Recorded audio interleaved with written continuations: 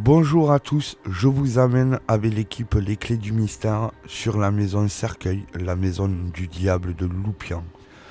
On l'appelle aussi en patois Faltamal, car les anciens disaient que quand on passait devant cette maison, fallait faire vite sa malle.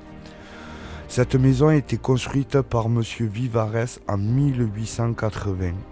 Elle aurait subi des dizaines de propriétaires. Personne n'a pu y rester. Dans son histoire, on raconte que le fils de Monsieur Vivarès aurait subi plusieurs faits sur cette maison inexplicables qui l'aurait empêché même de dormir. Il aurait eu des coups dans les sols et les murs. Il aurait trouvé du sang, des traces de sang sur les murs et le sol. Donc on disait que plutôt la maison se mettait à saigner. Au cours de son histoire aussi, on retrouve qu'elle a servi de QG pour les SS pendant la Seconde Guerre mondiale. Autant de souffrances dans cette bâtisse. Elle aurait servi de torture à faire torturer les résistants.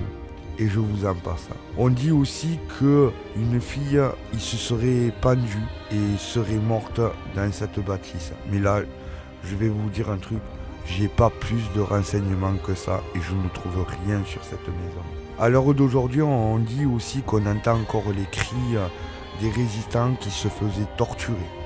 Donc, on s'est permis, avec les clés du mystère, de retourner sur ces lieux. Et je vous ai fait quelques plans de jour. Et vous allez voir que, ben oui, cette maison ressemble bien en vue aérienne à un cercueil. Mais nous, pour notre histoire occitane, on est habitués à entendre la maison du diable de Loupian.